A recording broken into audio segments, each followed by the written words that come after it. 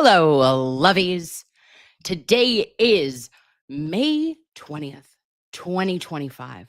It's a Tuesday, and on Tuesdays we do what? We talk S, okay? And maybe today, I don't know, I've been known to reach out and touch someone. Who is it? Mr. Bederow, our favorite attorney who breaks things down in a way that I'm able to digest.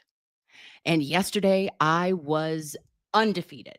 Okay. Couldn't tell me anything. I was ready to rock and roll. Mr. Alessi gave a little 1-2 punch to Manshan. And we know that today there are more questions. And the only person I would love to talk to, have a little shoot in the breeze with at 6:30 at night. It's my favorite guy, attorney Mark Bederow. Hi, Mr. Bederow. How are you? I'm good. How are you? I'm good. I love you in yellow. Well, thank you. The yellow socks. It's in the heavy rotation. The Celtic stuff had to get put away for a few months. You know how that is. I do, unfortunately. But are you going to get, sorry, sidebar, really, before we get started, did you see the new apparel for the socks? I love the green monster stuff. Absolutely. I'm obsessed. Love it. And yeah, I'll make sure I pick up one of those hoodies. Sure. Absolutely. Very well done. Very well done. I think it is like top tier, one of my favorites that I've seen in all the years. I love a throwback, and this green monster, I was just like, oh.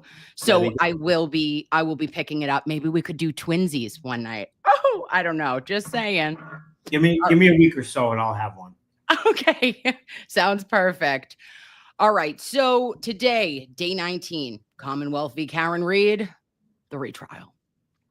Shannon Burgess, the expert from Aperture, came on the stand for the second day. Now, I know that you were on with Mikey Crawford yesterday on the Young Jerks, talking everything. I don't want to repeat, but I do feel the need to go in with you, Mr. Bederow, for anyone who, unfortunately, I'm sure everyone was over at Mike's house last night, but just to ask you, on a scale of 0 to 10, what is the implication of an expert kind of representing themselves in multiple locations, not just a LinkedIn, okay, but also on your company website, also in a court documents that have been Bates stamped, just saying. What does that mean to, or what will that do to the credibility of an expert who claims they have a BA? 10 being the worst? 10 being the worst. That's a 10. The guy is being proffered by the prosecution as an expert. The whole purpose of an expert is that you are smarter than us in a certain field and are going to educate us about technical things that are, beyond the ken of the average juror, just things that they wouldn't understand. And you need to be, and part of being an expert is having credentials to justify being an expert. And that's why whenever you see an expert called as a witness, criminal case, civil case, defense, prosecution, plaintiff, whoever, you will always see them start with certain foundational questions. Always. And it will involve their work experience, their certifications, their licenses, their publications, their lectures, their this, their that, and one other thing, their academic background. And you saw yesterday and today that this expert who was proffered as a prosecution expert, that this prosecutor completely tap danced all around this guy's academic credentials, but he asked him everything else, which tells you the obvious. He knew. And just like Michael Proctor, just like he's done with some of the people named Albert, he's just ignoring them. But when you're an expert that's supposed to carry the case for you on a very important point, such as there had to be a car accident in front of the house at this time, and he is the predicate for that, for their next witness, who was also discredited because of this Michigas today or yesterday. that expert has got to be reliable. He's got to be credible. He's got to be honest. He's got to have integrity. And this guy appears to have no integrity. And to the extent that I'm wrong about that, the alternative isn't helpful, because the only alternative is he is a moron with a capital M, which is not helpful for an expert witness as well. So the impact of him lying or misrepresenting his credentials, by the way, in so many different ways. He has graduated. No, he hasn't graduated. He's graduated in 2024. He's graduated in 2022. He's graduated in 2018. He not only has he not graduated, but he's been pursuing a degree for 17 years, which is bullshit. You drop that. Let's just call it what it is. You drop pursuing in class or soon to graduate. Right. And then on top of that, and this to me is actually the actual death penalty for this guy's credibility above and beyond anything else. It's not, there was a mistake about, well, I should have put, pending, or seeking a degree. Mm-hmm. I'm expecting a degree. On certain occasions, his CVs or resumes have him pursuing a degree which literally does not exist. And that is something that nobody can clean up. The prosecutor can't clean up. The online trolls they've been coming at me today with this stuff. They can't clean up. It's not about LinkedIn. It's not about, well, he filed a resume in 2023 saying he was going to graduate in 2024. So obviously he meant soon, with a degree that doesn't exist. Yeah. We're back to square one. So you take all of that, you take the fact that this guy won't own it. Mm-hmm. It's which all that does is drag his firm into the mud, which is going to hurt the next witness, who frankly is every bit as important or more important than him, because this firm is a joke based on what you've seen the last 2 days. Right. Then you add in the fact that this guy, appears to fail basic competency for what you'd expect. I mean, the bits versus bytes, all of that stuff. You add in the fact that he changed a report in the middle of trial, which he's never done before. He claims he did it, his own choice. That's not what the letter that he wrote to Brennan suggests. And you can go back and forth who's to blame for that, who's telling the truth. And then you get to his analysis, which the problem with his analysis is he claims that at all times I did this analysis, there was this variance, I was aware of it, but he didn't really address it initially. And then he says he just had an epiphany on his own, but he's not watching the trial. He has no idea what's going on in the courtroom. No idea. 2 months after he gets a report from the defense, he says, you know what? They're wrong, so I'm going to fix this. And he just happens to fix it in the middle of trial. And wouldn't you know it, he finds 21 to 29 seconds to just move, erase the timeline, move it up here to fit perfectly with what they're arguing about the time of the alleged accident and the time that John O'Keefe's phone was used. And then if you want to put the cherry on the sundae to all of this, he gives this wonderful presentation. And then you find out after all this that you think the bits and bytes were bad. Yeah, I'm off 24 hours, by the way. Everything I did is actually the next day. Now, they're going to spin that and they say, well, obviously he meant the day before and the actual times and seconds are correct. But you can't look at this in isolation.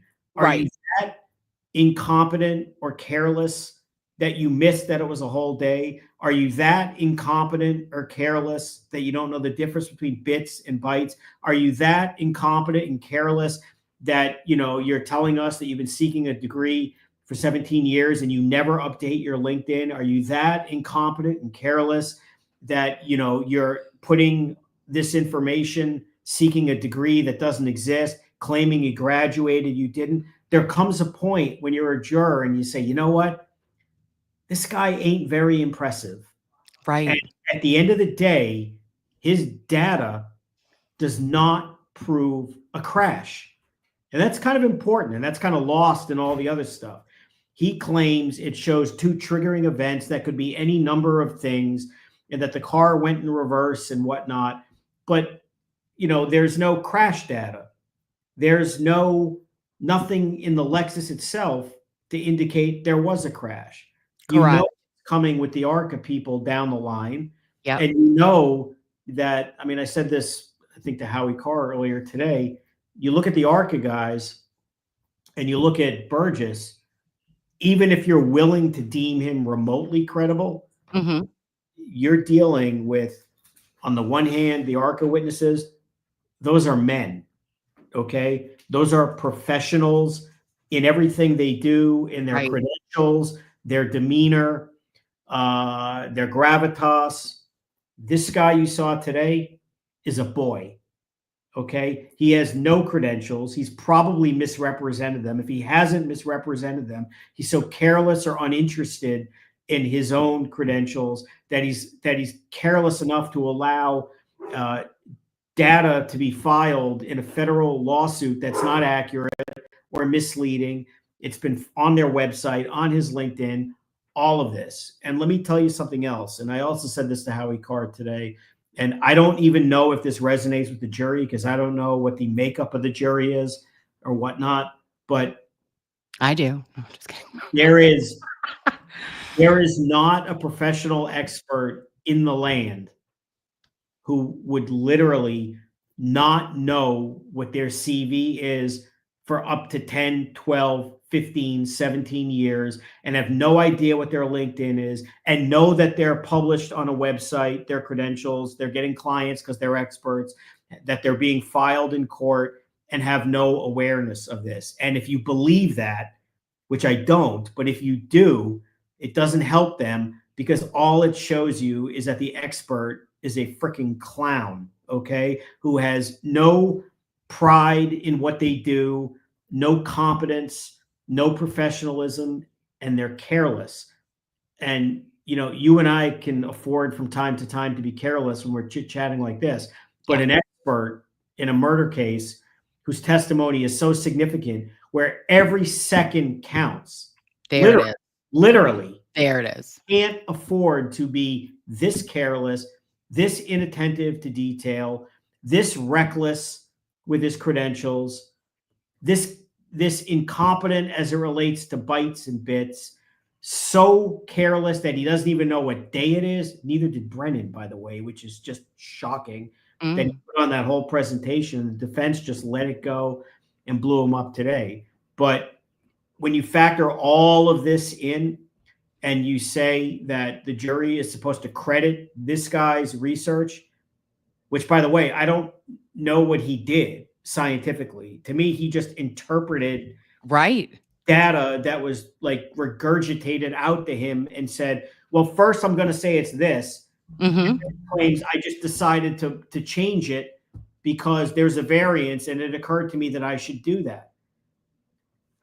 This guy has no credibility.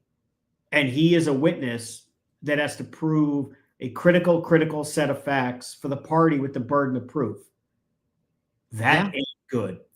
No, you're so right, Mr. Bederow. And what really stood out to me is, as somebody who this is not my field, right? So for me, I struggle with sometimes this testimony and the experts. I can keep up, but it is kind of like I'm Charlie Brown's teacher trying to listen to it and gathering it. But from what I understand, when you're talking about the seconds matter, that's the point. Officer John O'Keefe's life and the loss of life and the attention to KarenRead being tried for a second time, which the jury doesn't know in theory. But, she's she's fighting for her life with the Commonwealth right now. And we have a man that got up in front of all of you to that jury and told you that he believes that there was misrepresentation from a defense expert, right? Mr. DeRosa. And that's where DeSorba, rather, that's where he needed to come through and give his new report. This new report needed to come out. He thought about just doing it in his testimony, that he could just testify where DeSorba was incorrect. But then he went that extra step, did all of this interpretation, which differs greatly from his January 30th, right? The initial report. And I thought that it showed dishonesty as well in the communicado between him and Hank Brennan. I don't believe it was a copy and paste. I think you're full of S up to your eyeballs. If you want me to believe that pursuant to our last conversation, here's the new shit I told you I'd give you. So there's a lot to unpack here. Yeah. The first thing is, and again, I'm not sure if the jury will know this or not, Yeah. but I'm just telling you in the real world how litigators work and how cases involving experts work. And I'm here to tell you that the idea that this guy on his own just decided to do this in the middle of trial, knowing there was trial, unaware of what was happening, with no notice to Brennan, no notice to the superiors in his firm. No one. At that either. That this guy literally just went rogue and started screwing around with the data in the middle of trial. Did he bill his time? I mean, is he getting paid for that without telling the client beforehand? That's another reason why this wouldn't happen. Yeah. But the real reason this would never happen is lawyers, when they get experts, they want to know what's going on, and they're very careful about, you do this and tell me, and then I'll tell you whether to do more. You want to stay in control of the information. There could be disclosure obligations. There could be things you don't want to do. You may not want the report. You may not want the information. You also have to factor in something else. Look at Brennan and look at the guy that you've seen the last 8 or 9 months. The man is a control freak. Yeah. Okay. He is an absolute anal retentive control freak. There is no way that someone like him is going to tolerate someone like Burgess, okay, who, you know, has been an expert for 5 minutes, has no real credentials, let's be honest, okay? Yeah. Is brought in as part of this firm to do this work, and is going to tolerate this guy just going off the reservation, doing whatever the hell he wants, and then calling him up in the middle of trial and saying, oh, by the way, I have new information. And Brennan supposedly tells him, doesn't matter what it is, just put in a report. We're going to turn it over to the defense. Yeah. Bullshit. Okay. There's just no way. It's not how lawyers work with experts, because what if the information turned out to be completely exculpatory? Yes. Now, you'd be obligated to disclose that. And I'm not getting into whether he would or would not honor his disclosure obligation, but the point would be, I don't want to know if I don't have to know, and I don't want to hear this. Now, look, if it comes up organically as they're talking and there's exculpatory information, you have to turn it over. But no lawyer is turning over the controls of this ship to Shannon Burgess, which in essence is what he's saying happened. That's just impossible. And then he does call Brennan and he does write a letter, which does say, per your request, I'm filing a supplemental report. Now, his explanation for that is kind of a damned if you do, damned if you don't as well, because if you take him at face value, which is, I did it on my own, but I did a cut and paste job in my letter. Number one, not very impressive, again, for this expert to just take the old report, add a few words, but you didn't take out the words per your request. Once again, you're careless. It's another example of his carelessness. Or the alternative is the letter is the truth. He was asked to do this. He did know that the time mattered. He was calling it a collision now, the confirmation bias. He knew what they wanted. He knew what Welcher had done. And now you have a situation where Welcher is going to testify tomorrow as a vice president of Aperture. And then everybody tries not to laugh and say, Aperture, what a joke, in light of, you guys, hid this guy's LinkedIn. You screwed up his resume. You did nothing about it. You filed false documents. You hired a guy who claims that he's in college, Tommy Boy style. He's just never going to graduate. But he's not in college, which is the real point. I'm laughing. Yeah.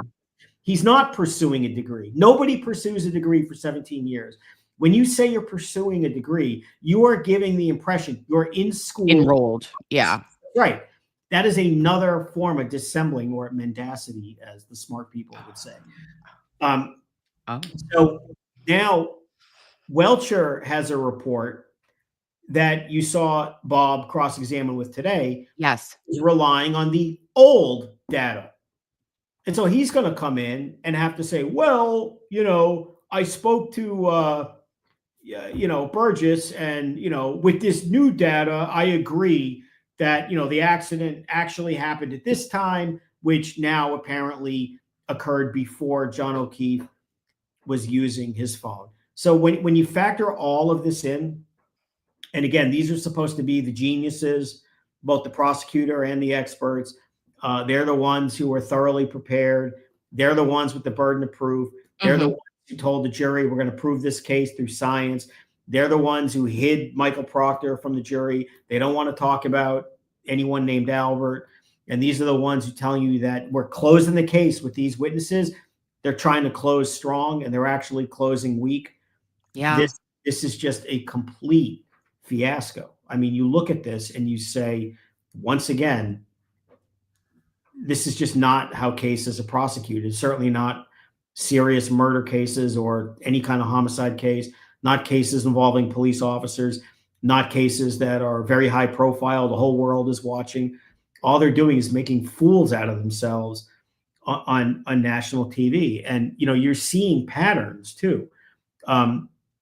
This witness was clearly not prepared to testify. He had no idea this was coming, and Brennan tried to hide it.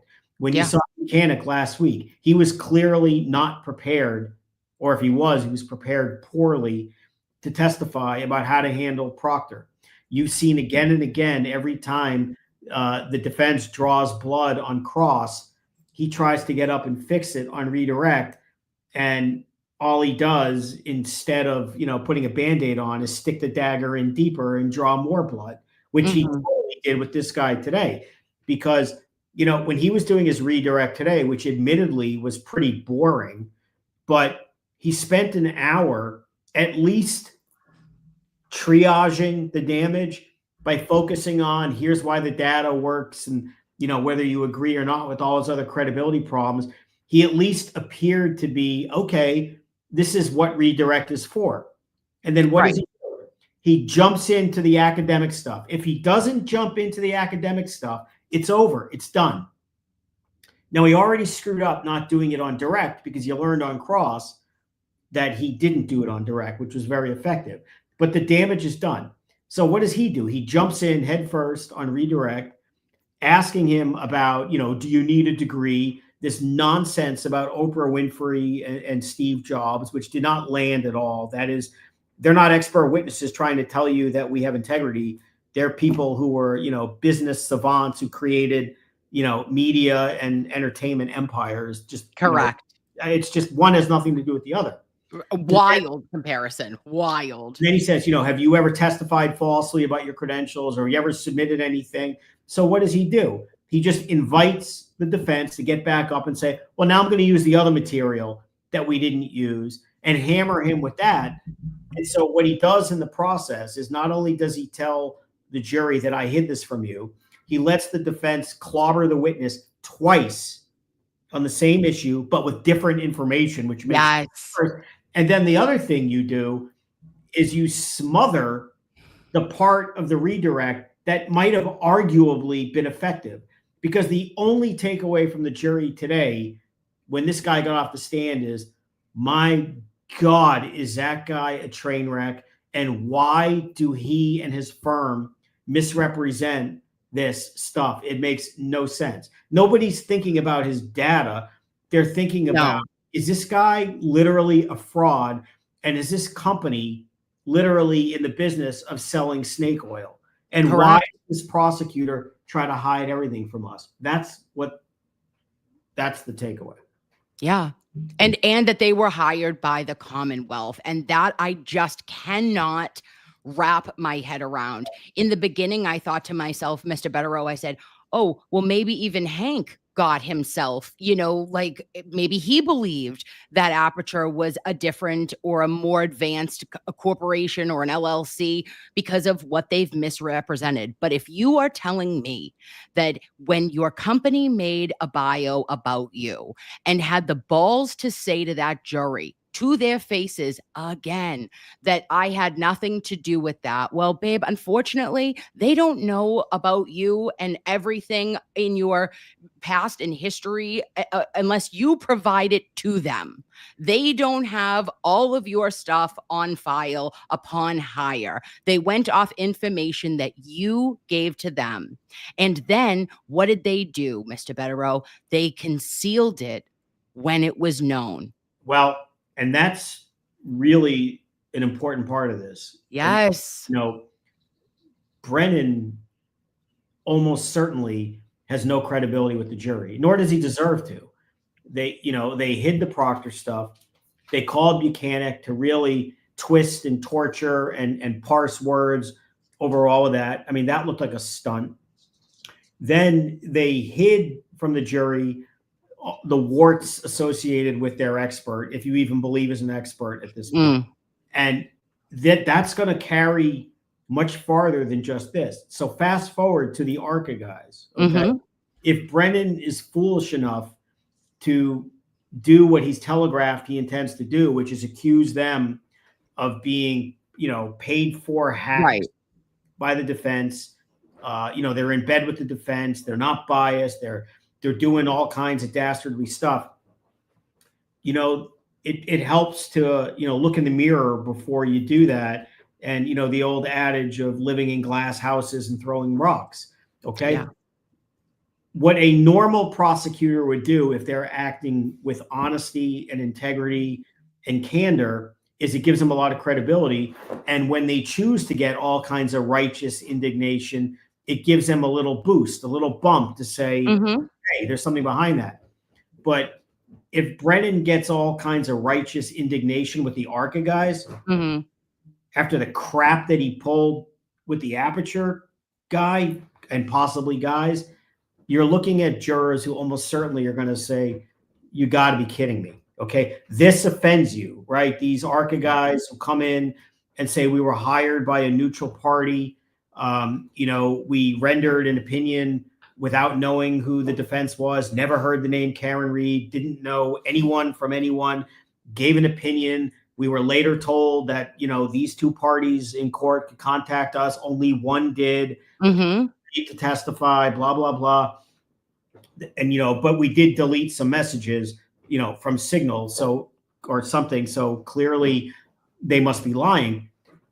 He's not even going to cross-examine them about the deleted messages. That was all crap for the media, because if he does that, he's going to open the door to why those messages were deleted. And he doesn't want to hear that. Okay. Yeah. Nobody wants to hear about, the unemployed wackos who criticize everyone all day on Twitter, who started going after, a witness in a case and that sort of thing because he had an opinion that disagreed with theirs and because Brennan said they were corrupt. The point is, jury's going to look at him and say, how do you square your faux indignation with these guys who are professionals with trying to conceal from us your witness, who you told us is so credible, that you tried to hide from us anything at all about their academic, or his, I shouldn't say theirs, his academic background. It's just, this is the exact opposite of what a prosecutor should do. Right. And, I was actually listening to his redirect Hank Brennan, and he was leading so bad, Mr. Bederow. He had Always, the always. answers, he was looking for from SHANMAN in every single question he asked him. And it was like enraging to me. I could see clearly Mr. Alessi being like, hello, objection, Your Honor. But there was something that I felt was palpable today. The rulings of Judge Beverly Cannoni were a little bit different than one may have seen in previous days of this trial and previous trials. I feel as though she really, I don't know if she enjoyed the cross that Mr. Alessi was doing, because I sure did, but she, in my opinion, was the most open or the most unbiased I had seen her in the whole entire trial. Thoughts? Yeah, she's being pragmatic. She had no choice. Oh, She okay. allowed this guy to give testimony that was totally presented in the middle of trial and was absolutely sandbagging the defense. That, in my view, they should have moved for a mistrial. It was that bad because I think the Oh. prosecutor knew about it. I think they withheld it, all that kind of stuff. Whatever. They went a different way. That's fine. Yeah. As part of her ruling, she did promise a robust cross, whatever, but it goes beyond that. The information that the cross examination was focused on was as relevant and fair and important a cross examination as it gets. You are literally making a direct attack on an expert's credibility. You are suggesting that he is unqualified for lacking credentials. And more importantly, you are producing evidence that he either lied or misled about his credentials. Okay. Dishonesty is as relevant a trait for impeachment of a witness, bar none, of anything. And she knows it would have been reversible error to cut off this. That was as important a topic on cross as you can get. I mean, Right. a witness allegedly and with a lot of proof, at worst, lying about his credibility, at best, saying that he is so careless, so incompetent, so indifferent, which is also very devastating to an expert witness's credibility, where Correct. details matter and every second matters. So she had no choice. I don't think it was a change of approach or view. I think it was practical, pragmatic. Okay. Yes. Uh, yes, absolutely. Now, with the clock variance, I need you to explain to me, because Mr. Nurse Kim did his damnedest, and we know that I may have a degree in sciences, but I do not.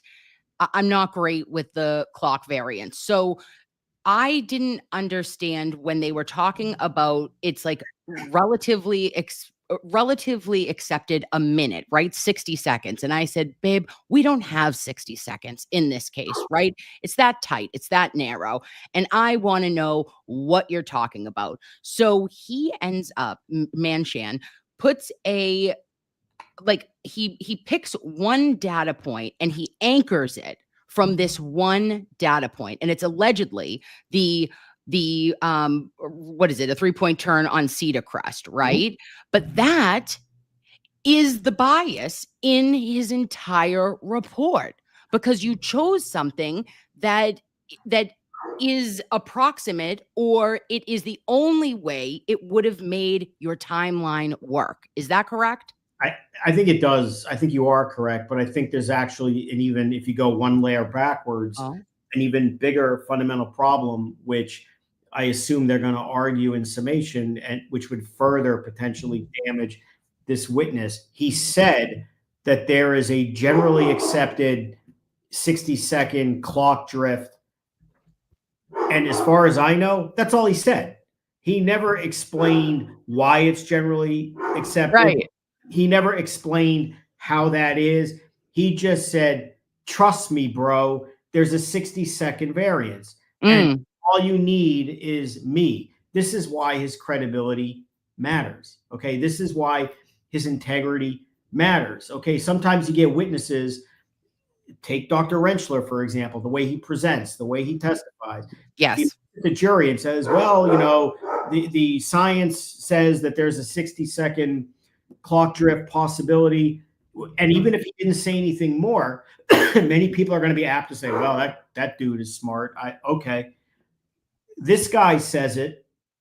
Are you believing anything he says without knowing the science yourself?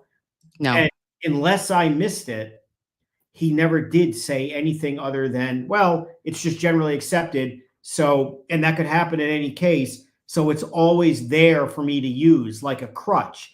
And when he did his first report, he didn't use it.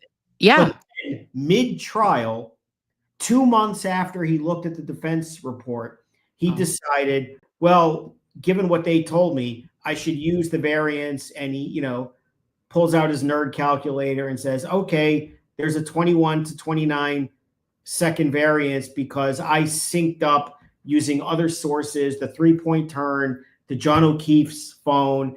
And therefore, I think now, once I do that time sync, everything that happens thereafter, add that same amount of time, and those have to line up. Now, a jury can accept that if they want, but wouldn't the prosecution be in a much better case if the person saying, trust me, bro, didn't lie about his academic credentials, Right. didn't screw up bits and bytes, okay, didn't come out with a mid-trial change of opinion for the first time in his career. Ever. He's always been aware of this variance, but this is the first time, okay? Yep. Didn't create a timeline where he's so inattentive to detail Mm-hmm. at the wrong day, okay? So if that's the guy you want to credit and just say, trust me, bro, there's a 60-second, what's the evidence of that? As far as I know, the evidence is because Shannon Burgess says so. Yeah, there is no methodology. It had never been done in another case. It's like, this is the experimental, I don't know. He was doing a study of some sort, right? And he's like, don't think he was doing scientific work. I think he was being like a data analyst, frankly. I don't know that anything he did was, scientific or had anything. And when he says the 60 seconds, I don't doubt that that's true. I don't know. I mean, he would know more than me. Yeah. But in light of all, if I'm a juror, in light of all the other problems, I need to know why. Tell me the science behind that. And how do you know that? And what's the expression? Talk to me like I'm 5. That like tell me why the 60 seconds, that's just generally accepted. I don't know that. I mean, you say that. Yeah. But why do I believe that? And your credibility is so poor. This is a problem, unless I missed it. I don't think I missed it. If I did, I did, and whatever. But I don't think he ever explained where that comes from or why. If there is a generally accepted 60 second, does that mean if it's 59 seconds, your community says perfect, and if it's 61, up, this is way off? And how do you decide between, if you have 0 to 60, is it 10? Is it 15? And the only way he's coming up with this is because I looked at the 3-point turn, I looked at the phone, and it kind of matched the car. But again, there's no crash. There's no proof of a crash. Right. And data.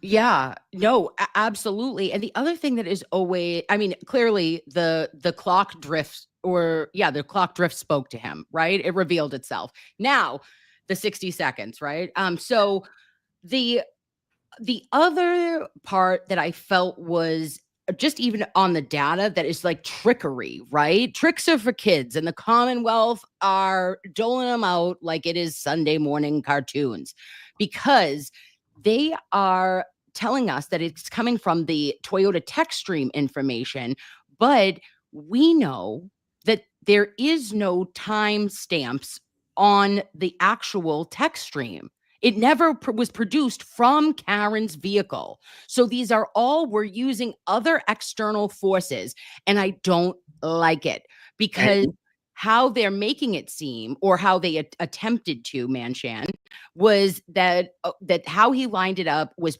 perfect because of the external and the clocks, that he was able to get what the tech stream was saying, but you didn't. You have nothing from Lexus Toyota that provides an actual time at all.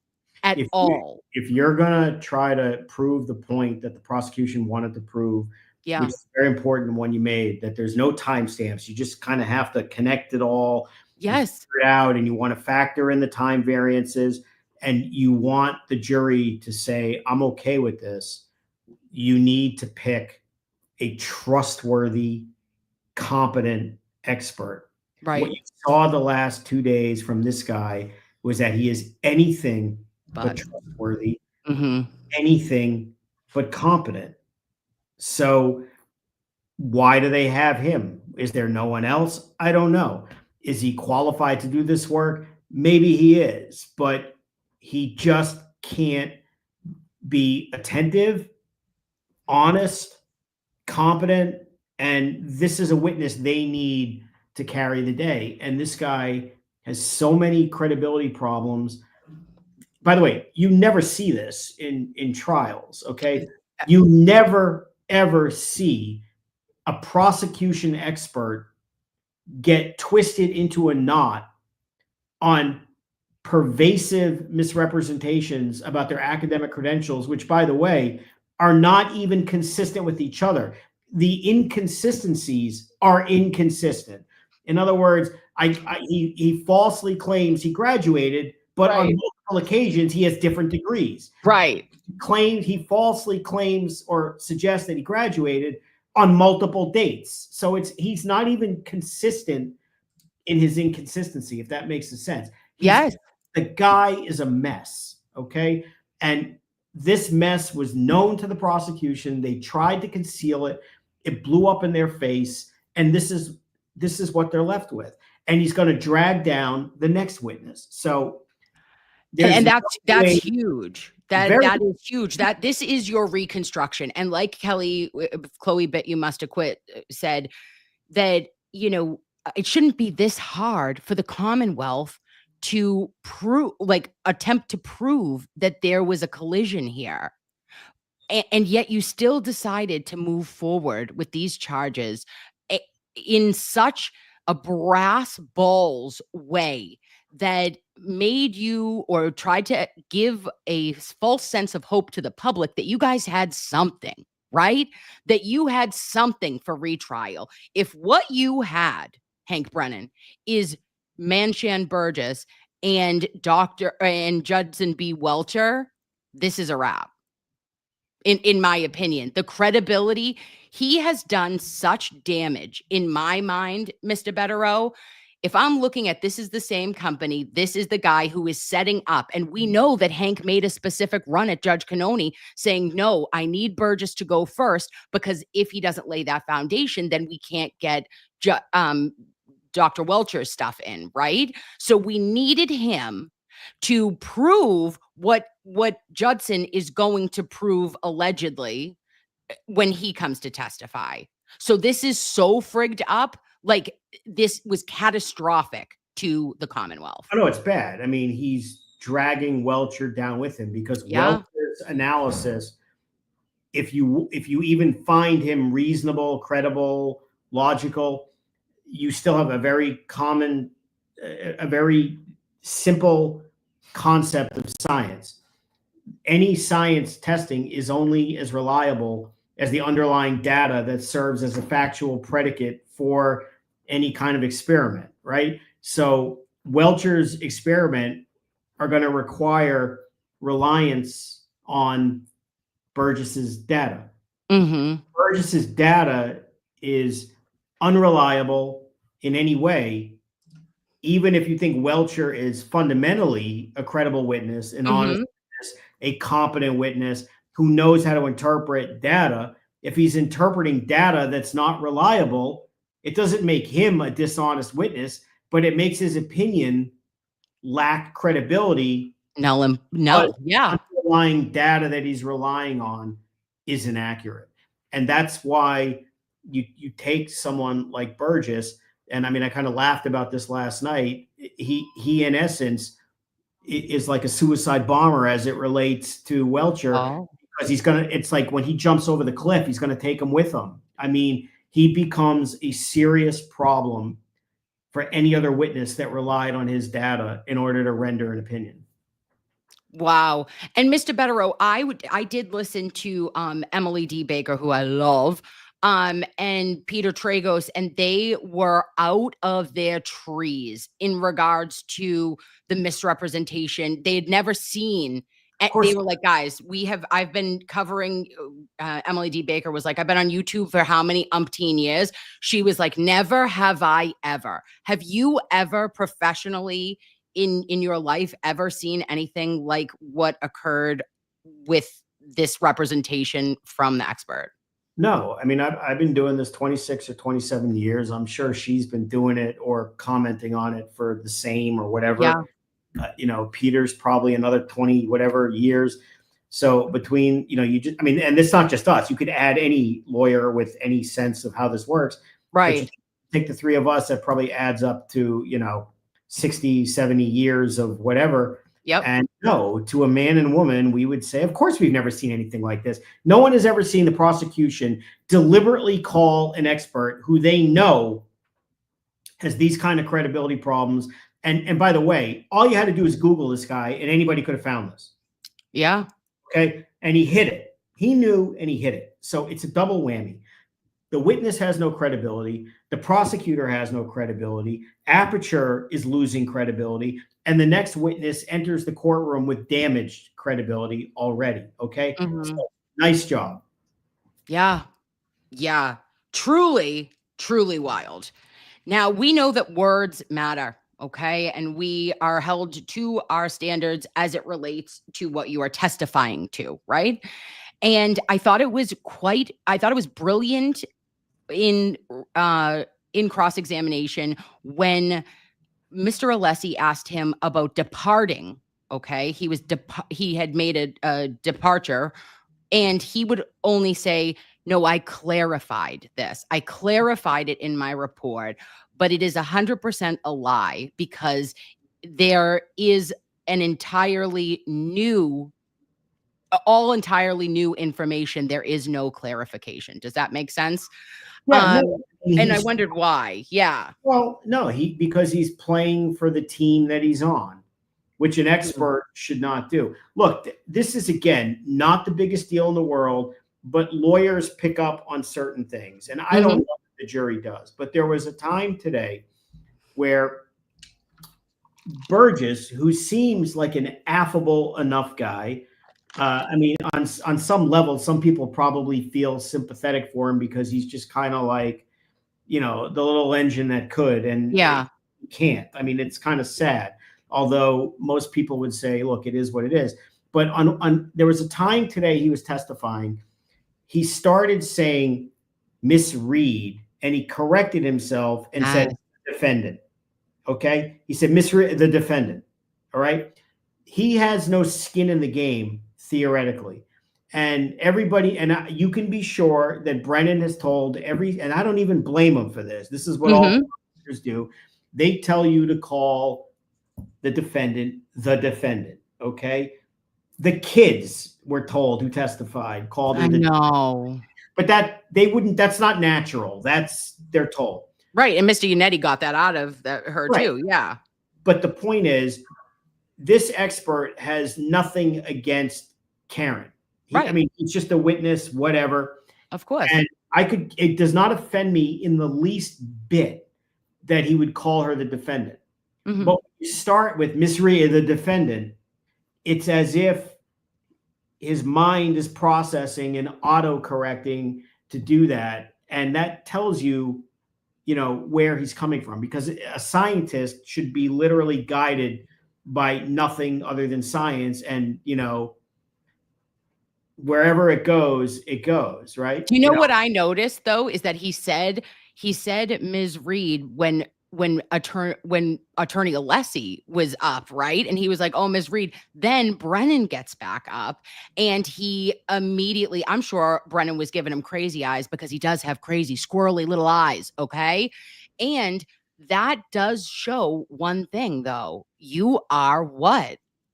You move, you're able to be moved, and that he is, like you're saying, that processing in real time, he is adapting and and kind of reflecting what the attorney in front of him was calling Karen at the time. That's Yeah. wild. Well, I mean, I don't want to make too big deal out of it because at the end of the day, It doesn't matter, it's but not that big a deal. But mhm. um, a scientist should be guided by nothing but science.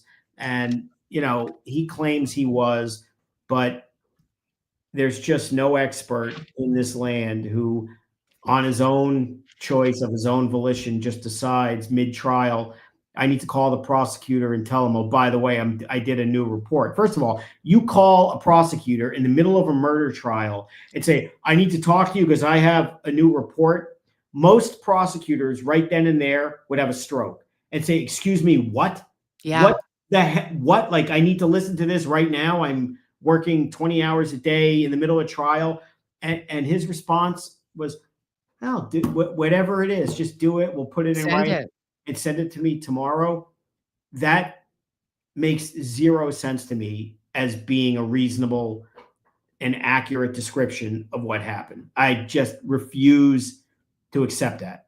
Again, and that may be inside baseball for lawyers. That may be stuff that the jury doesn't pick up on.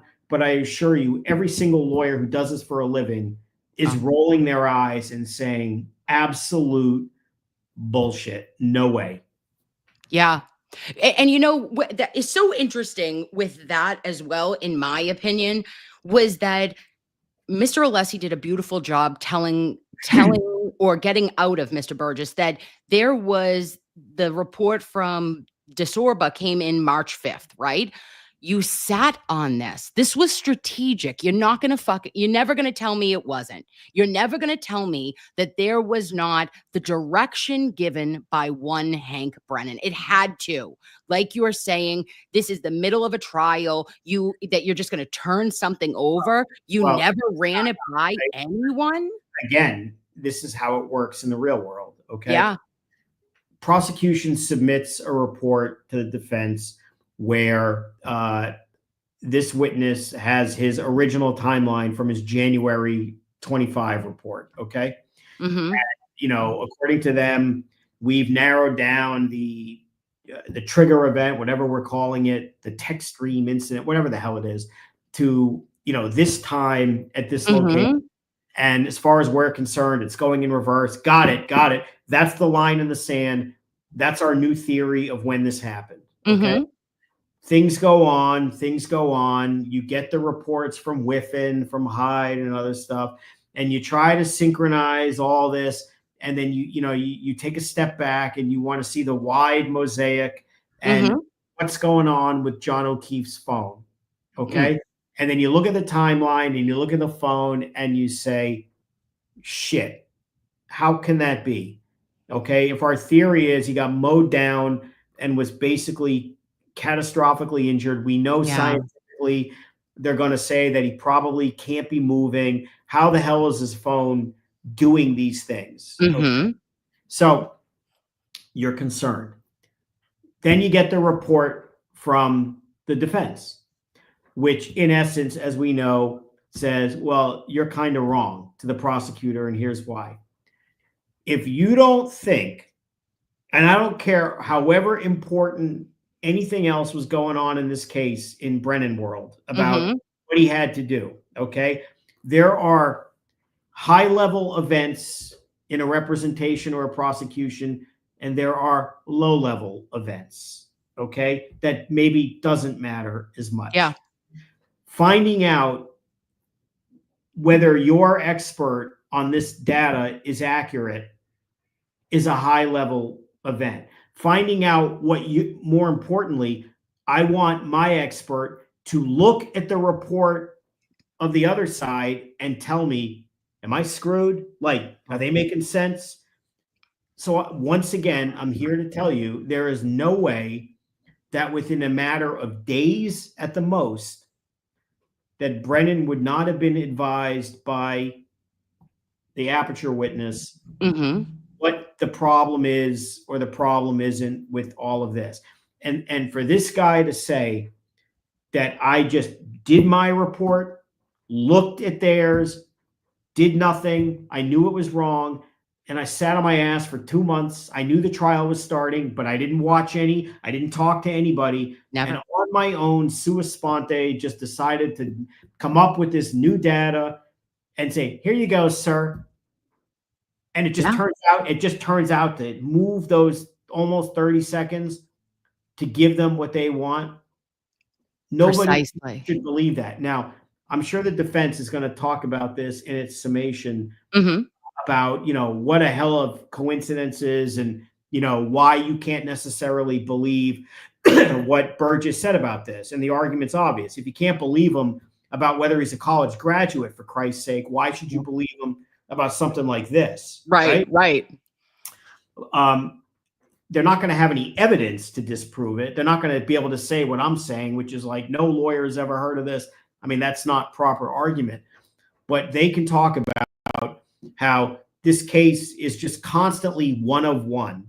There are just so many so many curious coincidences, so many convenient videos that just seem to disappear, so many convenient internet searches or phone records which seem to get deleted that nobody knows, so many curious statements that Jennifer McCabe said she made that just never turn up in any other report. I mean, you could go on and on and on with all of the, the curious fact of finding taillight pieces day after day after day in the same spot that everybody missed.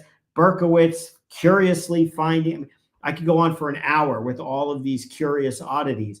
And the butt dial, somebody, I'm looking at the comment, that's absolutely correct.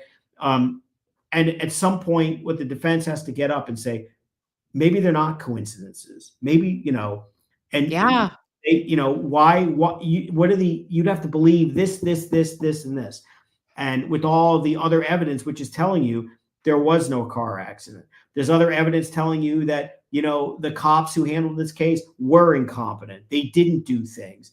They, the lead investigator was terminated. The Canton police never did secure the scene. No one ever took a picture of the car. Their expert lied time after time after time about his own academic credentials. Prosecutor didn't want you to know that. They didn't want you to know about Proctor. They didn't want you to hear from Higgins. They didn't want you to hear from all. I mean, you could go on and on with all of this, and then you just say there's just no basis, no reasonable basis to conclude that there's proof beyond a reasonable doubt. And it gets worse and worse and worse. You haven't even mentioned the medical examiner, who basically has said that there's reasonable doubt that there was even a homicide, let alone that Karen did anything. Correct. I can't tell you that there's proof beyond a reasonable doubt that this wasn't an accident. And by accident, I don't mean a car accident. That could still be a form of a homicide. I mean, she can't tell you. I don't know if he just slipped on the ice and cracked his head. Correct. I don't know.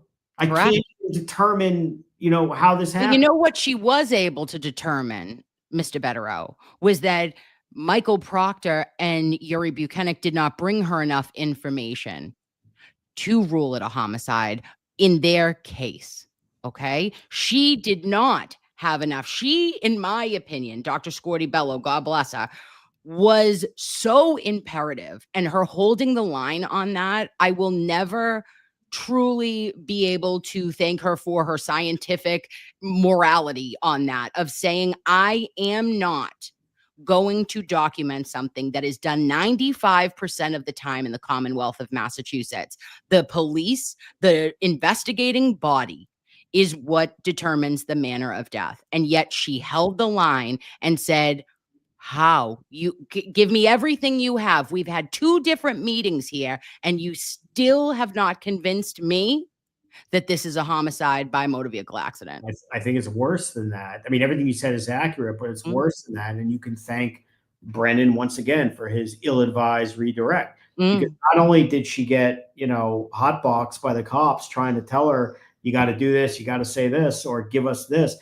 she also said, yeah, I knew about the statements. I hit him. I knew about the taillight pieces. I knew about all of this. I mean, You laid out all your case. Yeah. I gave it all to her. I mean, he tried to sum up through her. And then at the end of the day, what did she say? Yeah, that doesn't, whatever. I can't tell you. Undetermined. That's right. So, yeah. sorry. Now, also, though, Mr. Bederow, I found it very interesting. Give me your take on this, the Tully of it all. Okay. What in the Christmas is an expert from Aperture who is a reconstruct or, working on a timeline? Okay. What's up, Jennifer McCabe of the expert field, making the timeline, working around, moving and shaking. Why are you talking between 5 and 10 times to Brian Tully of Mass State Police? Tully is the Michael Clayton of the operation, right? He's the guy who, we need Nuttall to change his story. Sit down with Tully, and okay, I remember. You got to find the right expert that's gonna off the internet that's gonna help us. Tully's your guy. He'll find them. You gotta get the Lexus data to the expert in Texas. Send Tully. That's another good taxpayer expense. Instead of sending it priority FedEx, we'll buy a plane ticket and feed and lodge you, and you go hang out in Texas for a day or two. Hand delivered. His fingers are in every little dirty pie in the case, and it doesn't mean anything other than the jury's hearing that, and then the jury is going to find out that they're not calling this guy. And, he's the one who supervised the search. They're not calling this guy. He's the one who supervised everything that happened with, whenever Proctor and Buchanan were doing. And again, the jury may wonder, why are they not calling this guy? Now he got punished as well, slightly, I guess. Rehomed, if you will. For the other stuff, but they clearly don't see any value in calling him. And he was at the search where they found the taillight. I mean, that ought to be an important witness for them. He's the one who documented it. He ought to be the one who theoretically could say which one of these guys found the taillight. Right now, the evidence is somebody on the CERT team or maybe one of the 5 mystery guys. Yes. They are. There's no evidence of who recovered anything. I mean, if you're the prosecution, how are you not establishing who recovered what? And the answer is because Tully didn't do a report. He didn't video it. Why didn't he video it? Why didn't they video the search? Well, because Gallagher did in the morning. Gallagher at least took out his cell phone, and in his incredible layer by layer leaf blowing, in the middle of that, between at 7 o'clock in the morning, he's out, and we had documentation of that. Now, another thing is, if you really want to go down that hole, it is that Tully gave the order to bring KarenRead's Lexus all the way back to the Canton Police Department Sallyport. Wasn't Helena Rafferty, wasn't Proctor. Proctor said, wasn't me. I didn't do it. Yuri got his from Tully. And the jury's not going to know why that was, not at least through the prosecution anyway, because they don't want them to know. Okay. There is no really great explanation. Is he the one who was in charge of saying we're taking the car without a warrant? We're taking her phone without a warrant. That's a whole topic for another day, by the way. I have no idea how in the hell Buchanan testified that we just decided we were taking the car, no search warrant, no probable cause, and just decided. After what? After a conversation between Proctor and Jennifer McCabe after they got out of Good Samaritan. There's no words for that, but I don't want to get too far off. Sorry. No, it's fine. But they're not going to call him. But he's the guy that they've used to basically interview every witness. Yeah, absolutely. And I did find it very interesting in the beginning of yesterday's testimony, Mr. Bederow, when I think Manshan got up and he was feeling himself. Okay. I'm telling you, you couldn't tell him anything. Him, Hank Brennan, the dream team, thinking they were slapping this just out, knocking it out of the park. But when he referred to something being potentially misleading, right, from the defense side, and then we find out that they are so potentially misleading about everything, including but not limited to basic integrity qualifications of your employment. I blacked out. The only thing that I learned from Manshan was that KarenRead's Lexus was turned on at 12:12:36 via the internal Lexus clock, and it was shut off at 12:42:08 approximately. He couldn't even say exactly to a scientific degree of certainty, and he would every once in a while, he was like, exactly, and then I heard him change it to approximately, for the times, for the event of the 3-point turn. I mean, everything there was, nothing was new. So you've cost this money to the Commonwealth. You have abracadabraed this shit, and yet you couldn't even pull the rabbit out of the hat, in my opinion. Was it worth it to put him on the stand first and to only get, in my opinion, new data of Karen's vehicle was turned on at 12:12 and turned off at 12:42? I mean, look, the only way they could ever win this case is through science. I mean, they're never going to win this case through Jen McCabe and, Michael Proctor and that kind of stuff. So if that's the goal of the exercise, they need to get as much scientific proof that they think helps them. Mhm. And yeah, you need an expert to try to do it. But why you would pick a guy who you had to have known was a mess. And, I don't care that like the CV that he gave the prosecution was in a literal sense accurate in that he said, I'm pursuing a degree. What's fascinating to me, again, this is how it would work. When they decide they're going to hire this firm and this is going to be their expert, and they get his CV, there's no question that one of the first questions from Brennan or even Tully, whoever is doing this, say, I noticed it says you're pursuing a degree. Do you have any degrees? What does that mean? Are you 2 credits away? What's going on? You look into people, you Google, you do due diligence. Okay. Obviously, they didn't do due diligence. They didn't even Google search this guy, because if they had, or looked at his LinkedIn and looked at other things, they would have said, we got some issues here. And most certainly what any other prosecutor would have done to say is, I kind of like this guy, I get it, but if there's got to be other experts out there who are every bit as smart as him, who don't have these kinds of credibility issues that, by the way, are hiding in plain sight. This is not some great mystery. It's out there. It's clumsy. He's careless. It's stupid. Aperture is stupid as it relates to how they promote their people. And they said, this is our guy. And the way we'll handle it is we just won't talk about it. We'll just pretend it didn't happen and hope that the defense won't find out. It sounds like they found out that the defense knew shortly before. He knew that, or somebody knew that they were looking him up on LinkedIn. Right. And boom, there you go. Somebody deactivated it. I mean, I know Brennan likes to talk about consciousness of guilt. Oh, Let me tell you something. That's consciousness of guilt. Yeah. Okay? And so really, at the end of the day, if you want to point fingers at the fault for this fiasco, starts and ends with Brennan. This was his choice. Yeah.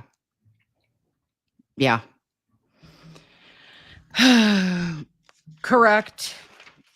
I was just thinking also when I mean, there's a lot to pay. There's going to be a lot that we're going to have to do a forensic after this, and see. I do feel very confident in myself and of what I have seen from being in the courtroom, and then also from just us watching and discussing, I feel confident that we are in a better place of reasonable doubt, in 100% in a better place of proving that there is nothing here. The smoke and mirrors of the Commonwealth is being illuminated, okay?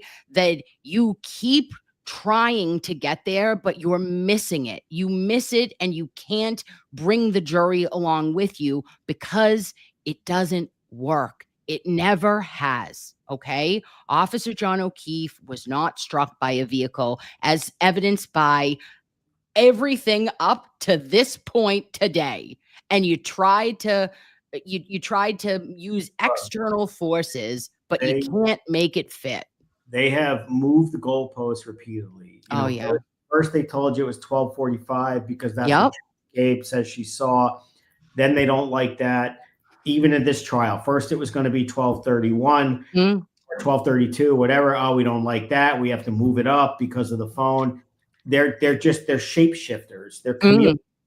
They just constantly move around and shapeshift to find evidence that'll work. The timeline's bad enough. At the first trial, they say we'll use this guy, Trooper Paul, and he'll just tell her the way it is. And that story was absurd. I mean, obviously that guy was not competent. So, all right, throw him out. We'll bring in this guy. He'll tell us it's the right time. And the fact that he apparently lies about his college education, so what? Who cares? We'll do it that way. I mean, it's like they have no moral compass in what they're doing. Okay. Usually, what prosecutors and investigators do is they follow evidence and it leads them to a target. These people have done it the exact opposite way. They found a target and they worked backwards to plug in the evidence to fit their hypothesis. And they've correct. been doing that for years. And as has been demonstrated, each time they try to do it, they're just jamming a square peg in the round hole again and again and again. And they just keep coming. They just won't stop. And you sit there. And again, ultimately, this becomes a political issue for the people who live in that county and say, why in the hell would you allow these people to be in charge of serious criminal prosecution in your county? I mean, I didn't read something. I saw something. I didn't even read the article, but I saw something online that the lawyers for Brian Walsh are moving to suppress all of the cell phone information on the theory that Celebrite but this DA's office has established that, it's not reliable. Now, I don't think that argument's going to work, but the point is the fact that that argument could even be put forth with a straight face, Right. How absurd all the stuff and how the sausage is made in Norfolk County. It's crazy. Yeah. And unfortunately, this is like you're saying, Mr. Bederow, that we have to make sure that anyone in Norfolk County, it's 2026, Mr. Morrissey is, up for a re-election. It would behoove you, if you believe that what has gone on in this case and others, and that you would like a change. He hasn't run opposed since I think 88 or in the 80s at some point. And time for change. It is time for change in Norfolk County. And I think once you've red pilled the shit out of this, you can't go back, right? You can't hibernate again and pretend like this couldn't damn right well happen to any one of us at any time. So hopefully this is just another kind of catalyst for change in the Commonwealth of Massachusetts. Maybe. I mean, the problem is it's the political culture. I mean, obviously I've been gone a long time, but I'm familiar with it. I mean, when people think of Massachusetts politics, I mean, the first word you think about is just hack city. It's run by hacks. And, when you have basically DA for life who becomes like boss hog running the county, okay, it's just absurd. And nobody challenges anything and they scratch each other's back. And again, how long do you want this job? It's yours, essentially. It's Chinatown, Jake. That's right. And there's machine politics, and you have to change the whole culture of the place. Yeah. I mean, they kind of did that, I guess, in Canton with their select board, but at the same token, that's an election where you win by getting like 37 votes to 25. It's not, I don't know whether it's just a small town, my point. I Yeah. don't know if that's a big enough sample size to really read the tea leaves like something's happening, as much as, get out the vote means just get that whole block and that cul-de-sac out the vote and I'm going to win.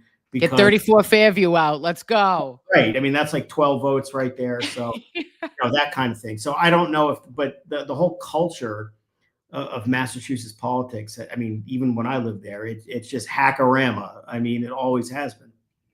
Yes. Yeah. Now, there is a part, we don't need to go into the Miss Hanley because she is going to have so much more to go over tomorrow. I thought it was a little bit of an odd call that they had that random sidebar though, right? And then it was just end of day at 3:40. Like, what's going on there? I don't think it's weird. I think the judge is, looking and said, I want to go home. It's late in the day. It's been a long day. Been a long day. Let's be honest. Burgess at times, that was a slog. It's a long cross-examination, a long direct, a long recross. Yeah. And she's looking at her watch and thinking, let's have Mr. Slate blow the whistle and get out of here. And I think that's all it is. I don't, how much more is there? What are we doing? And it just becomes, let's get out of here. It's a nice day, sunny, I guess. I mean, it was here. I assume it was there. I don't know. Yeah. I don't read into it. And she probably has things to do before the holiday weekend. She's probably gearing up. She's going to go see Teresa in Newton to get a blowout. Okay. That's in my mind, her hairdresser. So, but before Hanley got up, we saw two different clips. And these clips were interesting. The first clip, Mr. Bederow, you will remember, was the 12:41. Karen says, I remember you can hear this clearly in the voicemail, right? Is Karen, you can hear her click, click, click of her high heels at 12:41. She goes, I pulled in to the garage and, I turned the car off and you can hear me walking. And what did you think about that clip initially? I mean, look, all of these clips, I go back and just say, why? I mean, why? I mean, that's been beat to death. I don't think it's compelling, but it's not helpful. Does that kind of sort of corroborate Burgess? Maybe. I mean, it puts her home at a time where, she's home. It's kind of weird because if you accept the fact that she hit the Wi-Fi 5 minutes earlier, then what's happening with the 5 minutes? I don't know. I mean, you're sitting in the car, you're doing whatever.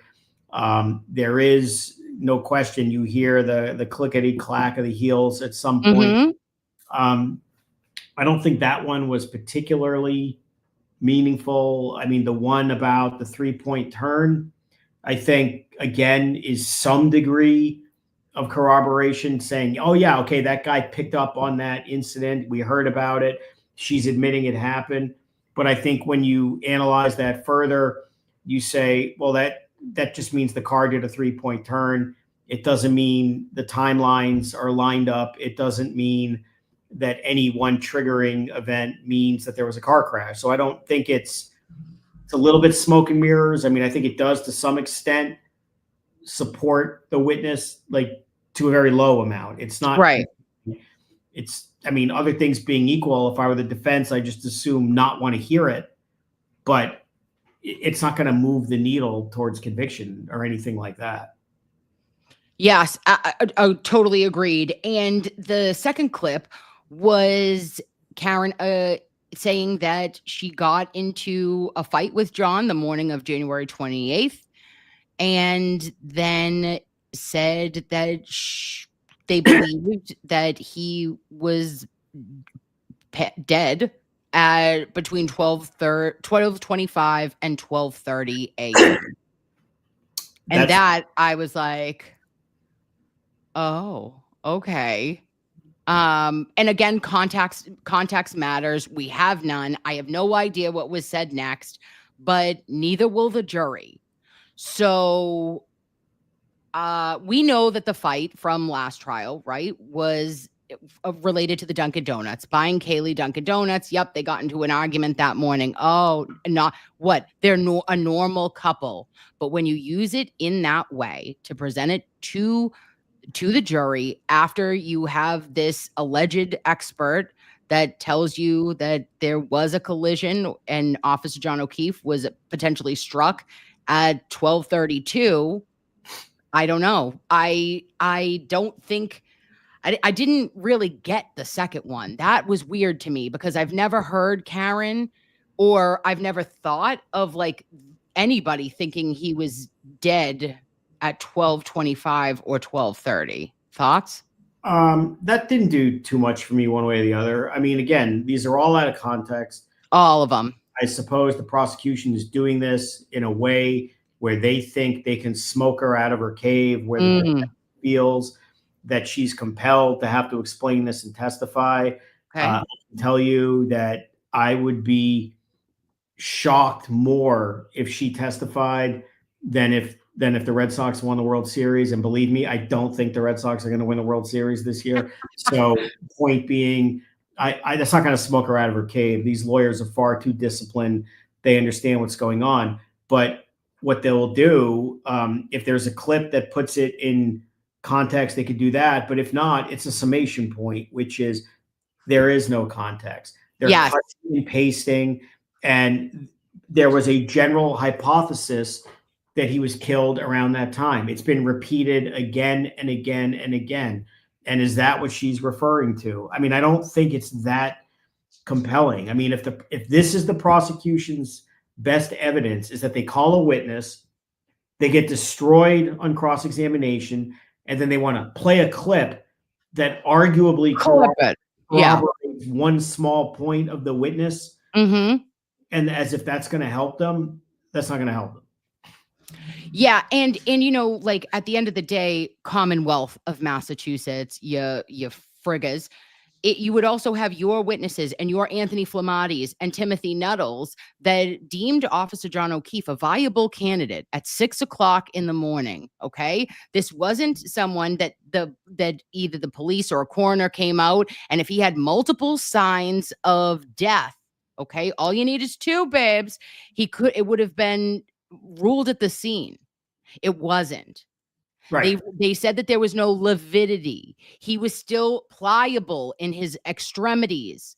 So that, to me, medically speaking, either by them playing that clip, what are you saying, that that the first responders were all just dumbasses, a bunch of dumbasses that didn't know what the difference was between someone being dead or alive, you know, at a time of January 29th, 2022.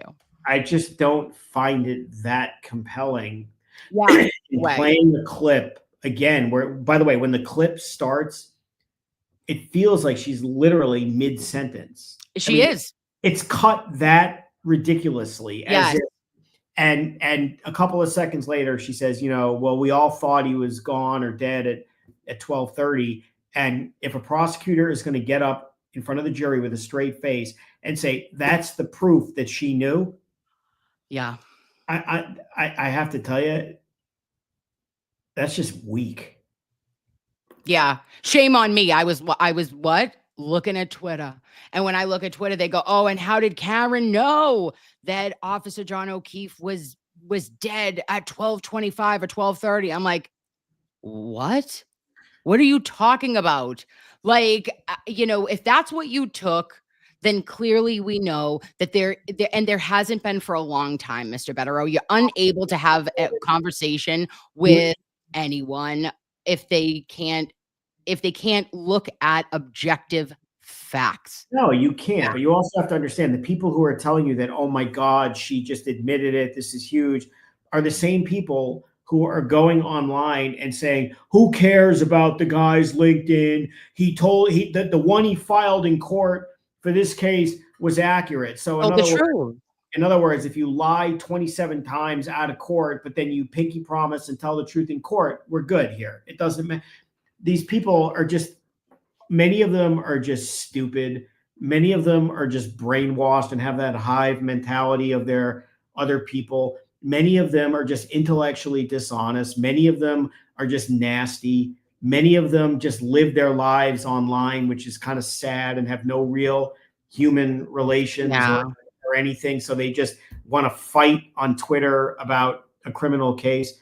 But, if they're not going to be intellectually honest and just recognize, again, going Right. back to Burgess, that if you don't think that guy's credibility was severely damaged, you're just not being a serious person. And these are the same people who, by the way, if the shoe is on the other foot, and if it turned out that, Dr. Wolf or Dr. Rentschler had, 27 years ago, forgot to dot an I or cross a T and said they did, these people would tell you they're liars. That's it. Got them. Now imagine one of those guys who had a messed up LinkedIn, or his firm CV was not accurate. Oh, They would be screaming and yelling at how corrupt they are, correct. how the defense lawyers should be disbarred. I mean, They'd be calling the Department of Defense and saying, get rid of these contracts. Everyone is just a garbage they're human. not serious people. There's about maybe 100 of them total. They kind of have their fanboy leaders, or their, media leaders, if you will, or influencer leaders, whatever the hell you call these people. And I mean, the other day, they were all saying the same thing. I mean, it was almost like they had a Zoom meeting on the island of the misfit toys and said, here's the party line we're going with. LinkedIn doesn't matter because it's not what he said in court. I mean, it seriously felt like they must have had a Zoom meeting on the island of misfit toys to talk about this. It was so contrived and rolled out. It was just comical. Well, and that's how they attack us too, is the Zoom meeting, because I know that, if I'm in the rotation, it is woo. Oh, when I get a good day, I go, oh, it's happening. They were Someone coming called the today.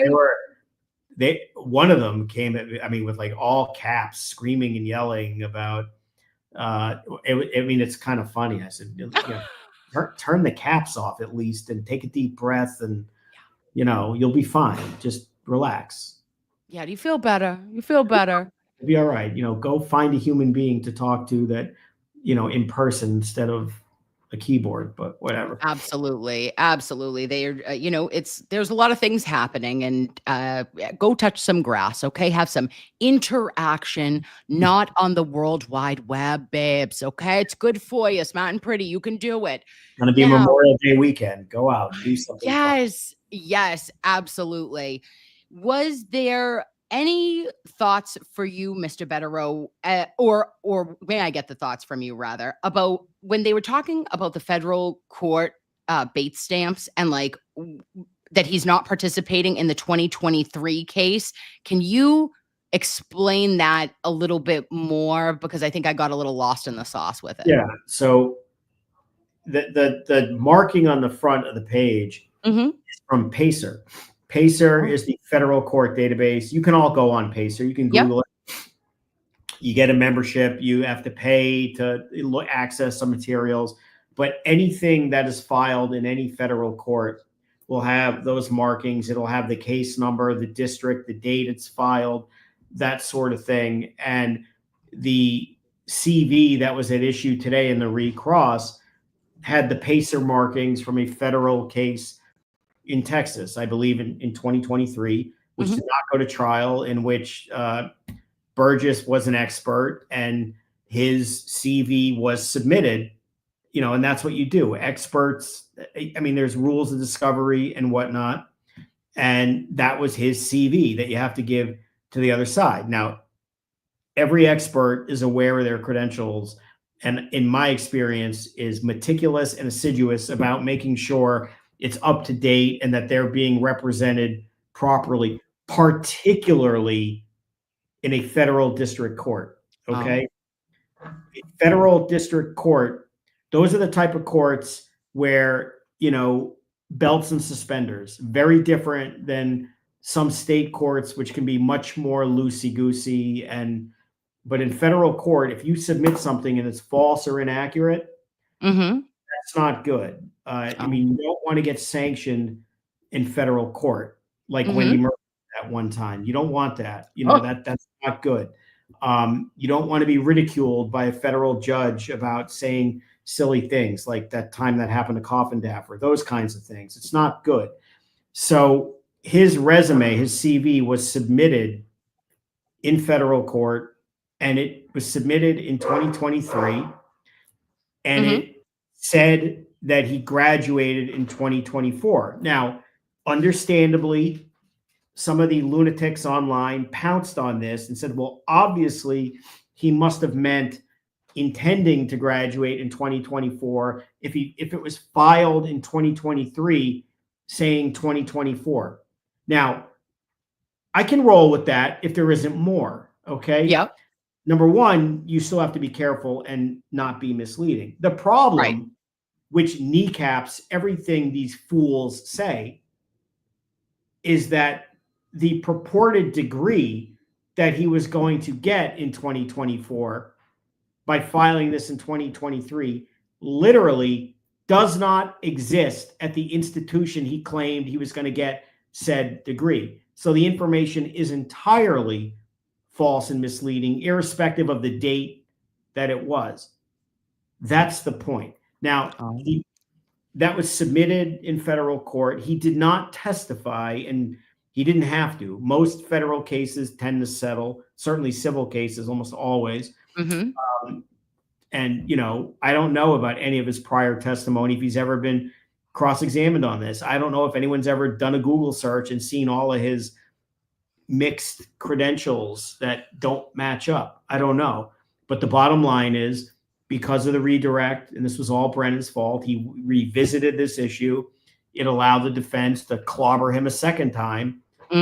Information that he begrudgingly acknowledged. Yeah, that's what it says, but it's not accurate, but I don't know how that happened. And I mean, how many times are you going to excuse this guy? Buddy, we're talking about you. You're the expert. You're the one with the, Fugazi LinkedIn profile, the inaccurate CV here, the inaccurate CV from the other things. We're talking about you. People are hiring you based upon the Aperture website, and your credentials are not accurate. You don't know that? I mean, again, but when these people try to tell you it's not a big deal and this doesn't matter because he told the truth in court or the year is off, don't listen to them, because they have no fucking clue what they're talking about. Yeah. It feels very similar to Forrest Gump. Credentials are like a box of chocolates.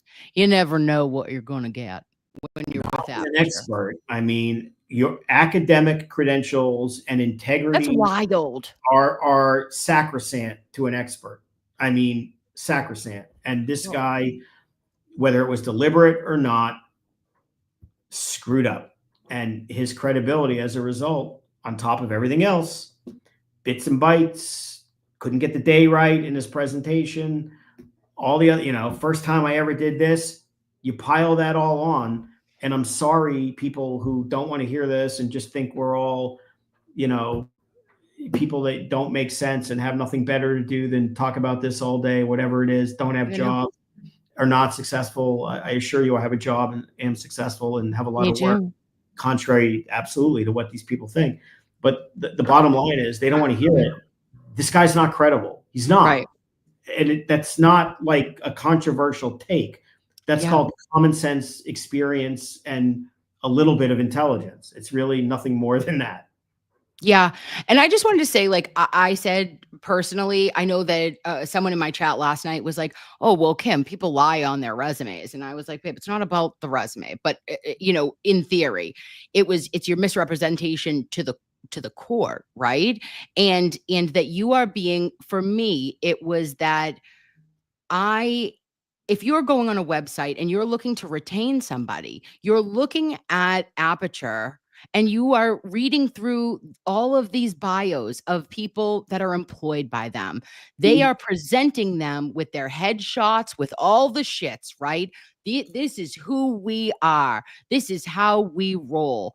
And if you can't even tell me who you are in a fundamentally sound way, I don't believe anything that you No, say. and the other thing is, like, with these yahoos who are screaming and yelling and trying to rationalize, again, they don't know what they're talking about. They don't know how legal proceedings work, and they don't know how trials work. At the end of the trial, the judge is going to charge the jury on the law, okay? And one of those things is a credibility charge. The jury is going to be instructed about why credibility of a witness matters and factors you may consider in assessing credibility, Yes. including things that we're talking about here. And then there is this very nasty thing that can impact witnesses who have very little credibility. You've heard the expression like falsus in uno, falso in plurali. Uh-huh.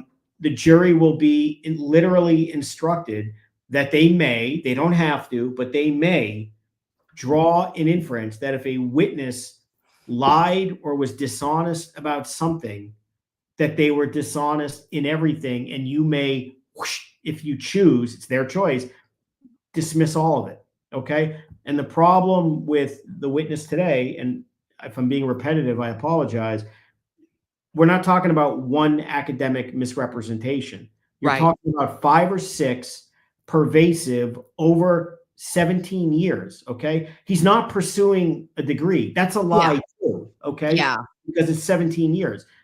You're also talking on top of that he had competence problems, again, with the bytes and bits, with recognizing the day change. There's a carelessness there. These are all things that they can assess in his credibility. And do you really not think that there might be certain jurors, or all, who say, you know what, I don't understand what this guy's talking about anyway. He never told us how he reached that conclusion. He just conclusory told us this is my conclusion, but he It never just did. explained it. And I don't trust him because of all this other stuff. So we're going to take his testimony and we're going to put it over here, and we're going to analyze the case over here. And what are we left with? And there is a real risk that that's going to happen to Shannon Burgess. Yes. Okay. And Yes. I'm sorry that, the people online who get angry and upset want to rationalize and convince themselves that it's no big deal that he lied on his LinkedIn.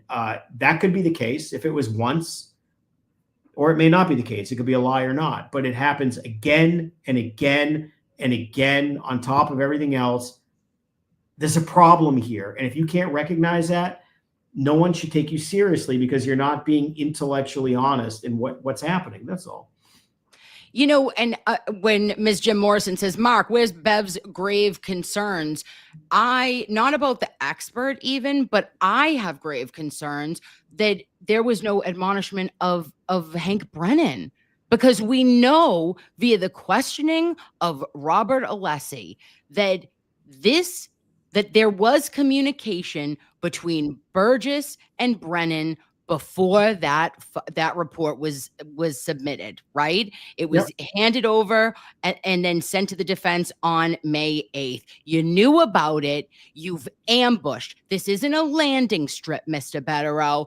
It's an ambush. All right. And that is what happened to the defense, in my opinion, that there has to be, like, what is good for the goose is good for the gander. So she doesn't care. I mean, let's just call it the way it is. She heard a lot of these arguments and said, you haven't persuaded me of anything, and shrugged her shoulders and said, see you Monday. And that's it. Most judges, I think, would take a different reaction to that. I thought they should have asked for a mistrial and brought in this, what you're talking about. It's not just that the opinion changed and there was an ambush or what I call sandbagging, but it appears to have been calculated. Yes. That Brennan did know. Strategic. Yeah. Didn't tell them for a couple of days. I mean, he alluded today that he emailed them on the 8th. I thought we heard the other day that Alessi said we didn't. The 11th. So if he emailed them and I don't want to pile on him if I'm wrong, but he didn't tell them right away, apparently. Common sense tells you he had to have known this was happening. And he kind of admitted it when he said, we're allowed to do this because we've always said there's been a variance and I have the right to do this. Mhm.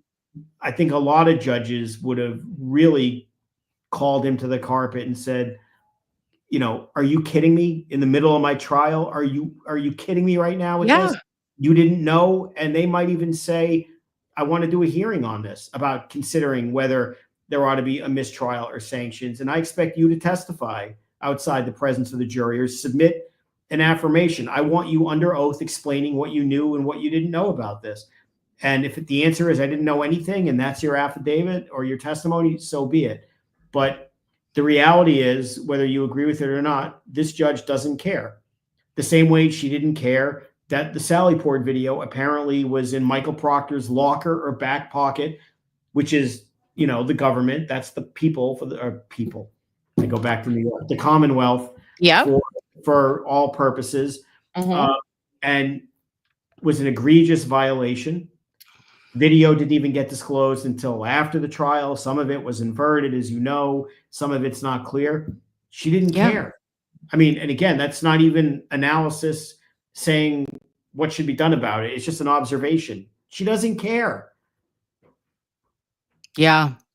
Yeah. It's I mean, it just doesn't feel, not even that it's unfair in it. It feels as though your prudence and your ability to have any kind of respect in that courtroom, or how you are supposed to move forward as a leader in a judiciary manner, feels like all the air is taken out of that room, Mr. Bederow. And that in her trials, we know that, or I heard, I don't know if it's actually accurate, but the only 2 homicide or murder trials she's ever done was last year, the Chesna case, and then this year, and both resulted in mistrials, the first case. And then we know that Emmanuel Lopes did get convicted in 2024, but we're hoping for an acquittal in this case for KarenRead. It is just mind-blowing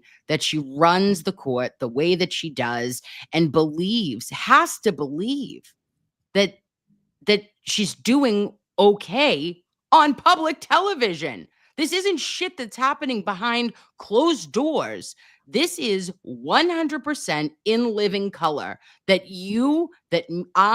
that her, like, contemporaries, that anyone in the Commonwealth can absolutely see what she's doing every day. Look, the case is on TV. Everyone's watching it all over the place and internationally. It's an embarrassment. I mean, this is just one small part of it. I mean, virtually everything about this case Yeah. is an embarrassment. And Agreed. the reality is, it's not even actual bias. I think I talked about this with Mike last night, but you don't want to have an appearance of bias. You never want people to doubt the system or have no confidence in the criminal justice system or the court. And you want to avoid anything that could even give an appearance of bias. And in this case, they got me, right. No, he's never willing. There appears to be reason for people to believe that there's bias. Right. And that, by definition, is an appearance of bias. And I think we're at that point. It doesn't mean she's literally biased, but the rulings appear inconsistent in terms of dealing with experts. The motion practice appears to be different. When she called out the defense attorneys for what she deemed to be an egregious violation with ARCA, which was absolutely nothing, by the way. Oh. That was as ticky tack gets, if it was even that. But have no problem about the DA here sandbagging the defense mid-trial. You look at these things and you say, is there an appearance? Well, a lot of people believe there is, so apparently so. Yeah. Yeah. And do you know, Mr. Bederow, did they happen to say, or do we have any guesses for who could be on the stand tomorrow. We know we have Miss Hanley is going back up to talk about glass. And then do you think that they would put up maybe Judson B. Welcher or Yeah, no, I think it's Welcher time. It's go time. What else could it be? Um, he is trying this case in a logical manner in terms of like waves. Yeah. It's me that the first wave was trying to prove that she admitted hitting him. Then he kind of moved into the I'm going to prove that she was intoxicated wave. Now you're moving into kind of like the science. You had the ME and this. And I think, the way he would have sketched this out before trial, if you want to stick the landing and finish strong in a perfect world, you'd say, if I can establish she said she hit him, I can establish that she was drunk, and Yeah. then the science, okay, my ace scientists are going to conclusively establish the car accident. You can understand the way his brain works. You would say that's good. Like logically, that here I am. The problem is the wheels are falling off the bus. The science part of the case so far has included the medical examiner basically flipping him the bird on the stand, and your expert here that's supposedly trying to help out, it has no credibility at all, really. And because he works for the same firm as the other guy, there's going to be damage there. So Yeah. it's not going smoothly, but I think we're reaching the end. Yeah. And I believe that you and I have spoke about this before, Mr. Bederow, but the thing that will, I believe, be different about this case is going into after the defense does their case in chief, that there will be a 100% a rebuttal from the Commonwealth. Well, yeah, I mean, it depends. I mean, obviously, it sounds like the defense is going to get into the dog business. Yeah. Dr. Russell, Wing, is that his name? Garrett Yes. Wing, the other one. They're going to have their own medical testimony. So if they put the dog issue to that degree, then the prosecution, I mean, they're in the danger zone. They have to rebut that. I mean, if there's any reasonable view of the evidence that the arm injuries were caused by a dog, it's over. I mean, they need to rebut that. They can't just roll their eyes and cross-examine Dr. Russell and say, you're crazy. No, they need an expert. So they're definitely gonna do that. As far, are they going to try to use this guy as a rebuttal witness? To the extent they were thinking about it, that's when, abort, like abandon. Like the last thing you do is bring this guy back. Put him back on the stand. God forbid. Yeah, I do not believe that would be a good look for them. Do you think there's anything about the Sullivan sisters? Do you think that they will be called? I mean, he indicated he wanted to in rebuttal, but here's the risk he has to his credibility. Okay. You don't call Proctor. You're not going to call Tully, whatever. You're not calling any first responder, whether it be EMT or police officer, who did not hear I hit it, and in fact would say, no one told me that. We got to hide those people, right? But you're going to call a pair of sisters who went to Aruba 3 or 4 weeks before this happened. Karen yelled at one because she was or was not making out with John O'Keefe, whatever. Who cares? She said yes. The other girl said no. I mean, who gives a shit, really? She believed it. She said no. They exchanged words, whatever. And she paid for your rum. Then she paid for your rum. We're supposed to believe that now is the genesis of an intent to kill. Correct. A month later, on a moment's notice, by driving your car into John O'Keefe, knowing that there are 15 people in the house 30 feet away. He claims the door was open because of the Higgins text. How does that help you? All that's going to do is explain why someone like Karen would reach out in a amorous way to a mope like Higgins, right? I mean, it's it's not a natural match for a Yeah. lot of reasons, okay? But if you get into all of this Aruba nonsense, you're kind of explaining it. And, she's trying to, make John jealous or just get him back, whatever. Who cares? Yeah. So I just, if I'm the Tell me prosecutor, I'm pretty. I just want someone to tell me I'm pretty. Yeah. right. So, but if I'm the prosecutor, as I'm sketching this out in the way that we're talking about it now, my reaction would be to look in the mirror and say, I'm not doing this. This is ridiculous. Okay.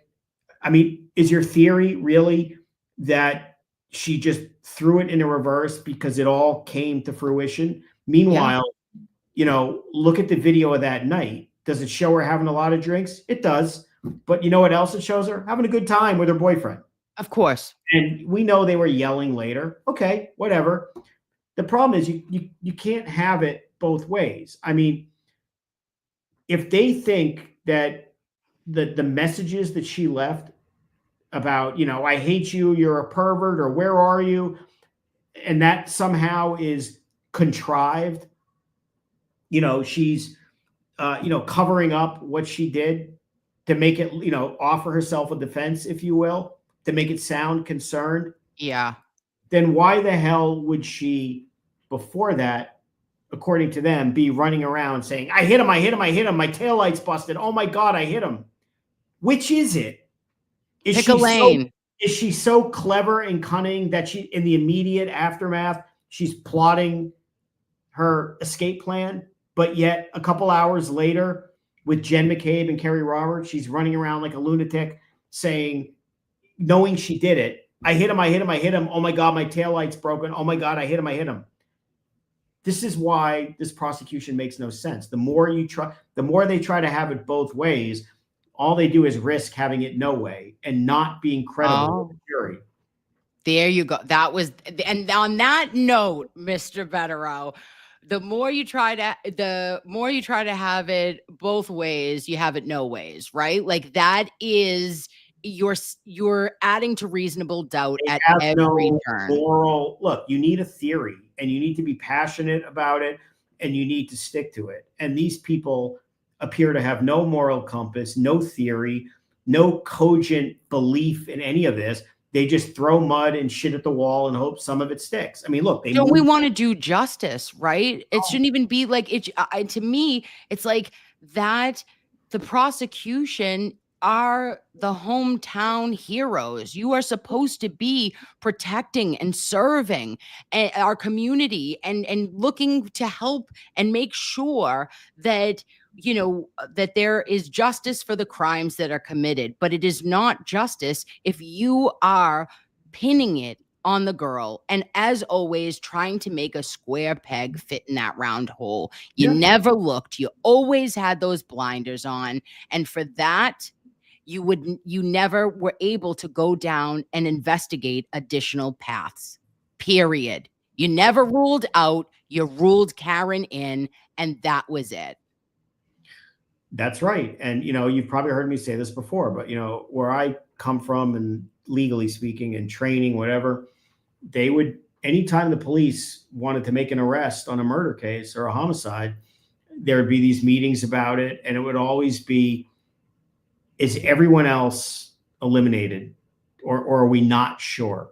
Okay. And if the answer is we're not sure, well, then we can't arrest the other guy, or in this case, girl, right? Woman. You can't have tunnel vision. And in this case, as soon as they spoke to Jen McCabe, they were already going to Dighton and they had already ordered a tow truck without even getting a warrant. Okay. That's all you need to know, that these people had tunnel vision and are terrible at their jobs, because that is not how you investigate a suspicious death. It's certainly not a suspicious death of a police officer on another police officer's lawn. Wow. Well, thank you, Mr. Bederow. I appreciate you as always. Thank you for spending your time with me. I had you for almost 2 hours. 2 hours. Who do I think I am? Oh. Well, sadly, daughter goes to dance, son's doing his thing, everyone's running around, and there's no Celtics game to watch. So, Well, you deserve a minute, okay? You deserve a minute because you work very hard. You're a family man. You have a life. You touch grass on the daily. And we just recommend to everyone, you know, interact with humans, live your best life, and try to, you know, disconnect when we can. And then Mr. Bederow shows up to show us what's up. Every time. I can't appreciate you any more than I do. You are the sunshine in my Boston Red Sox life. I love you in yellow, and I wish you a good night, Mr. Bederow. All right. Take care. Thanks. Bye. I can't. Every time, Loveys. He just makes things better. Our favorite, our legal eagle, if you will, our best friend from out of town, Mr. Mark Bederow. Thank you guys so much for being here tonight. I'm sorry I kept you late, but have a great night, Loveys, and I'll see you tomorrow. Bye.